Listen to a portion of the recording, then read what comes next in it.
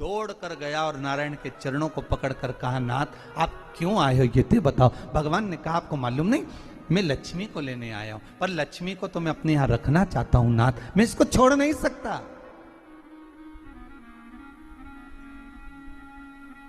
मैं लक्ष्मी जी को छोड़ नहीं सकता, मैं इनको लेकर जाऊं। किसान रोने लगा। तब भगवान नारायण ने धनतेरस की पूजन का महत्व समझाया। तब भगवान ने धनतेरस की पूजन का महत्व समझाया। सुनो किसान, मृत्यु लोक में रहने वाला मानव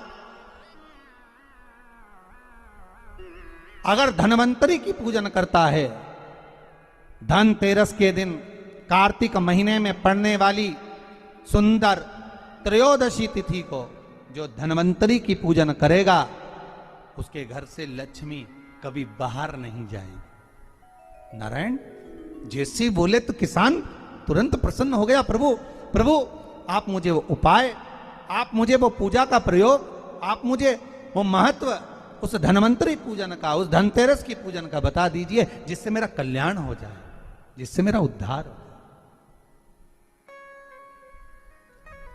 भगवान विष्णु बोले, किसान सुनो, ये धनवंतरी मेरा ही एक अंश होता है।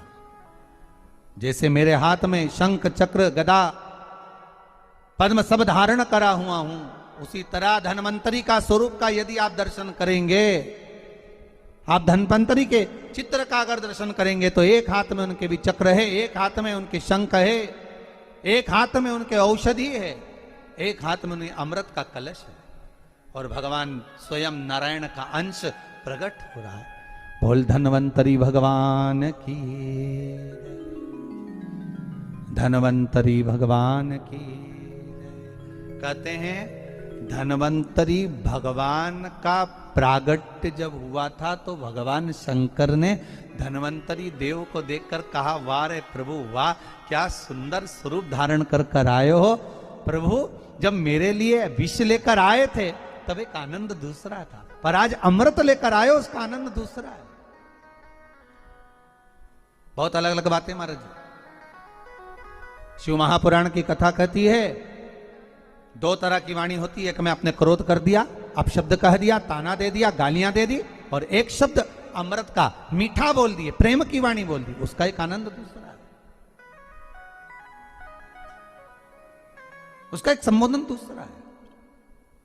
एक विष लेकर आ रहा है, एक अमृत लेकर आ रहा है। शिव जी कहते हैं जो अमृत लेकर आ रहा है उसका आनंद ही दूसरा है, उसके चेहरे की चमक ही दूसरी है।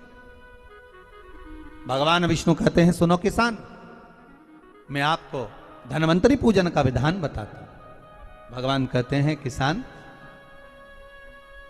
सुंदर कृष्ण पक्ष की त्रयोदशी को कार्तिक के महीने में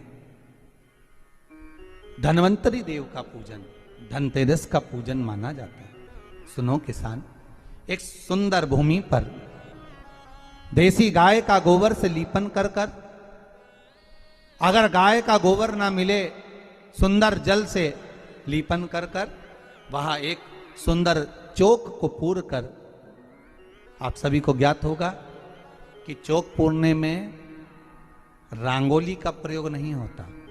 आप लोगों को मालूम होगा चौक पूरने में आटा और हल्दी का प्रयोग होता है। काय का प्रयोग होता है? आटे और हल्दी का प्रयोग। आटे हल्दी का प्रयोग क्यों होता है? क्योंकि आटा समृद्धि को बढ़ाता है, लक्ष्मी वैभव को बढ़ाने वाली हल्दी होती है। इसलिए जब चौक पूरा जाता है भूमि पर, तो चौक पूरते समय आटा हल्दी का प्रयोग करते हैं। थोड़ा सा चावल का दाना या गेहूं का दाना रख दिया जाता है, उसके ऊपर एक सुंदर चौकी, एक चौरंग, एक पाटा रख दिया जाता है।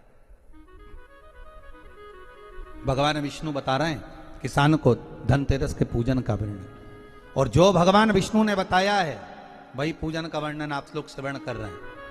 आज धनतेरस है, आज धनतेरस का प्रयोग कर पूजन करें, और शिव महापुराण के इस भाव को, विष्णु पुराण के इस भाव को, स्कंद पुराण के इस भाव को आप धारण करें, और जो विधान भगवान विष्णु बता रहे हैं उसके हिसाब से, उसके अनुसार आप लक्ष्मी का पूजन, धनतेरस का पूजन करें। चौकी लगाएं, चौरंग लगाएं, पाटा लगाएं, उस पाटे पर एक सुंदर लाल वस्त्र धारण करा दें, लाल वस्त्र बिछा दें। एक थाली लें, उस थाली पर कंकु से, रौली से, कुंकू से गिला कर स्वस्तिक का निर्माण कर दें। स्वस्तिक का निर्माण कर घर में अगर चांदी का सिक्का हो, अगर चांदी का सिक्का नहीं हो, चांदी का कॉइन नहीं हो, तो अपने घर का 1 का सिक्का, 2 का सिक्का, 5 का सिक्का, 10 का सिक्का, जो भी आपके घर में हो वो कॉइन ले लें महाराज, उसको थाली के अंदर रख दें स्वस्तिक के ऊपर। फिर उसका स्मरण करें, आटे के 7 दिए बनाएं, एक थाली में, एक प्लेट में रख लें, घी के दिए बनाएं और उसमें सुंदर बाती को लगा दें। ध्यान दीजिएगा, इसमें जो बाती लगेगी वो लंबी बाती लगेगी। लक्ष्मी जी की पूजन में जितनी भी बाती लगे वो लंबी लगे। महाराज घी के दिए लगा दें 7, सातों दियों को प्रज्वलित कर लें, प्रकट कर लें। एक दिया तेल का लगा लें। तेल का जो दिया लगाया है, जहां पर आपने सिक्का रखा है, कॉइन रखा है, उसका लेफ्ट हैंड, मतलब आप ऐसे बैठे हो तो आपका सीधा हाथ की ओर आप तेल का दिया लग दें। और जो 7 दिए आपने लगाए हैं वो लक्ष्मी जी के राइट हैंड, मतलब आपका लेफ्ट हैंड हो गया, लक्ष्मी जी का राइट हैंड, आपका लेफ्ट हैंड हो गया, आपका उल्टा हाथ। वहां पर 7 दिए जो आपने प्रज्वलित करे हैं वो प्लेट में रख दें। सुंदर थाली जो आपने पूजन के तैयार करी है, उसमें कुंकू, रोली, हल्दी, अबीर, गुलाल, चंदन, मौली, लाल धागा, मौली, अमरबेल के टुकड़े, कमलगट्टे, हल्दी की गांठ, सुंदर भाव में उसको रखें। जल का पात्र सुंदर आनंद से, जो क्वाइन चांदी का और देसी क्वाइन आपने जो रखा है उसका जल से पूजन करें। लक्ष्मी पूजन का समय अलग अलग होता है, पर धनतेरस की पूजन का जो समय है वो प्रदोष काल से प्रारंभ हो जाता है। कब से प्रारंभ हो जाता है? प्रदोष, क्योंकि शिव के द्वारा निर्मित है लक्ष्मी पूजन का भाव। महाराज क्वाइन का पूजन करें, कंकु आदि से पूजन करने के बाद दोनों को उठा लें। दोनों क्वाइन, जो चांदी का सिक्का है और जो देसी क्वाइन है, उसको उठाकर उस पर जो कलेवा है, मौली है, नाड़ा है, लच्छा है, उसको लपेटना प्रारंभ कर दें और उसको लपेटें। पहले चांदी का सिक्का लपेट दे, फिर देसी सिक्का जो आपने रखा है 1, 2, 5, 10 का जो सिक्का रखा है उसको लपेट, थाली में उसको रख लें। फिर वापस उस पर जल का छींटा देकर उसका पूजन करें। महाराज हल्दी, रौली, मौली, चंदन आदि लगाकर सुंदर भाव से चावल को हल्दी में भिगो लें और पीले चावल कर उल्टे हाथ में चावल लेकर माता लक्ष्मी के ऊपर जो 2 सिक्के रखे हैं उनका पूजन करें। साथ में जब चावल छोड़ते जाएं तो गणेश जी का भी स्मरण करते जाएं। हे रिद्धि सिद्धि के दाता श्री गणेश जी महाराज, आप हमारे यहाँ पर सदा माता लक्ष्मी को लेकर, कुबेर भंडारी को लेकर सदा विराजमान रहें, नारायण को लेकर सदा विराजमान रहें।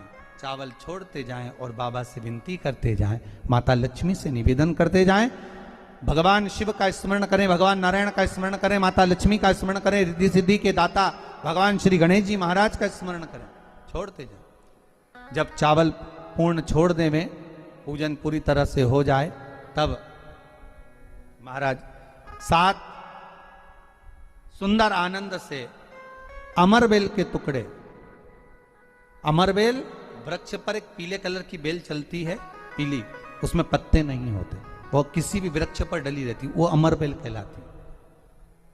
ये अमरबेल लक्ष्मी पूजन में, समृद्धि के लिए, मकान के मुहूर्त के समय पर, गृह प्रवेश के समय पर बहुत कार्य आते हैं। महाराज ये अमरबेल को पानी की जरूरत भी नहीं पड़ती, आप रूप किसी वृक्ष पर डाल दी जाए वो अपने आप फलती चली जाती है। उसी तरह हमारे यहां भी हम भगवान से यही प्रार्थना करते हैं, जैसे अमरबेल बिना पानी पड़े भी किसी भी वृक्ष पर डाल दी जाए पनपती जाती है, बढ़ती चली जाती है, ऐसे हमारे घर में बेभव लक्ष्मी बढ़ती जाए। अमरबेल के 7 टुकड़े, कमल गट्टे 7, हल्दी की गठान 7 माता लक्ष्मी को समर्पित कर दें। दोनों हाथों में हल्दी पिसी हुई लीजिए और माता लक्ष्मी के ऊपर उसे चढ़ाना प्रारंभ कर दीजिए। 7 बार पिसी हुई हल्दी वो सिक्कों पर चढ़ा दें, अपनी मनोकामना कर कर अपने घर में माता लक्ष्मी को विराजमान करने के। जब हल्दी पूर्ण चढ़ जाए, हाथ में कुंकू ले लीजिए, रोली ले लीजिए, उस रोली कुंकू को भी माता लक्ष्मी को समर्पित करिए। तब इसके पश्चात सुंदर जो भी घर में मिष्ठान हो, मीठा हो, नहीं हो, शक्कर हो, गुड़ हो, मिश्री हो, जो भी आपके पास में हो, खड़ी शक्कर हो, वो भगवान को माता लक्ष्मी को भोग रख दीजिए। अगर कुछ मीठा बना हो तो मीठा रख दीजिए। महाराज घर में संपूर्ण पूजन कर कर आपके घर में जो देवालय में भगवान बैठे हैं उनका भी पूजन करिए। पूजन करने के पश्चात आप माता लक्ष्मी से निवेदन करिए, हे माँ आप हमारे यहाँ सदा विराजमान हो। महाराज ये जो पूजन है भगवान विष्णु जो बता रहे हैं किसान को, ये 5 दिन की पूजन है पूरी। आज कौन से दिन का पूजन बता रहे हैं? पहले दिन का। आज धनतेरस से रूप चौदस, अमावस्या, एकम और दूज, ये 5 दिन तक दीपावली का पर्व मनाया जाता है, दीप महोत्सव मनाया जाता है। पूजन करने के बाद जो 7 दिए आपने प्लेट में रखे हैं, थाली में रखे हैं पूजन के लिए घी के, उन 7 दियों से माता लक्ष्मी की आरती उतारिए। उन 7 दियों से माता लक्ष्मी का पूजन करिए। माता लक्ष्मी से विनती करिए, मां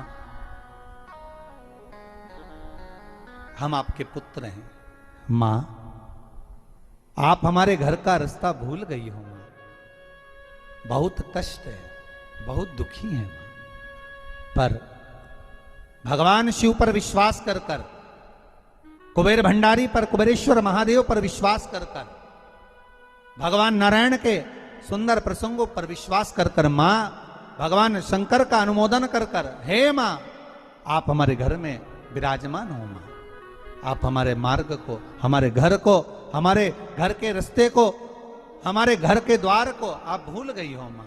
हे बेबहु लक्ष्मी, हे धन लक्ष्मी, हे संतान लक्ष्मी, हे मां लक्ष्मी, हे धान्य लक्ष्मी, आप हमारे घर में विराजमान हो। 7 दीप जो प्रज्वलित करे हैं उससे माता की आरती उतारिए। फिर माता को झोली पसार कर प्रणाम कर कर भूमि पर नमन करो। जब झोली पसार कर प्रणाम करें, झोली को अपनी ओर गिरा लें और माता को नमन कर कर जो 7 दिए आपने लगाए हैं उन 7 दिए को अलग अलग स्थान पर ले जाकर, जैसे घर के हॉल में, एक रसोई घर में, एक जहां पर आप लक्ष्मी रखते हो उस स्थान पर, एक घर के द्वार के पास में, एक तुलसी के क्यारे के पास में, ऐसे अलग अलग 7 स्थान पर उन दीप को रख दिया जाए। महाराज एक भगवान का जहां पूजन हुआ है, लक्ष्मी की जहां आराधना करी, एक दीप वहां पर भी रखा जाए। जो तेल का दिया लग रहा है उसके पास में, फिर कहेंगे तेल का दिया माता लक्ष्मी के उल्टे हाथ पर और घी का दिया माता लक्ष्मी के सीधे हाथ पर। मतलब जो सिक्के आपने रखे हैं उस सिक्के का उल्टा हाथ तेल का, मतलब आपका सीधा हाथ होगा जहां तेल का दिया रखाएगा, और जहां आपका उल्टा हाथ होगा जहां पर घी का दिया लगा, वहां माता जी का सीधा हो गया, आपका उल्टा हो। माता का स्मरण, माता लक्ष्मी से निवेदन करिए, हे मां कृपा सागर, करुणा सागर मां आप भगवान विष्णु के साथ विराजमान हुए, आप भगवान नारायण के साथ में हमारे यहां सदा विराजमान हो मां, ऐसी कृपा कर दीजिए। महाराज मां से विनती कर कर बड़ा उत्साह, बड़ा उमंग, बड़ा आनंद रखना, ये भाव रखना घर में। भगवान विष्णु कहते हैं किसान से, हे किसान आपने अगर धन्वंतरी की पूजन करी है, धनतेरस की पूजन करी है, कोई वस्तु, कोई सामग्री अगर आप लेकर आए हो, कोई पात्र लेकर आए हो, कोई तांबे का पात्र लाए हो, जो भी वस्तु आप नहीं लेकर आए हो उसका भी पूजन उसी दिन कर लेना चाहिए।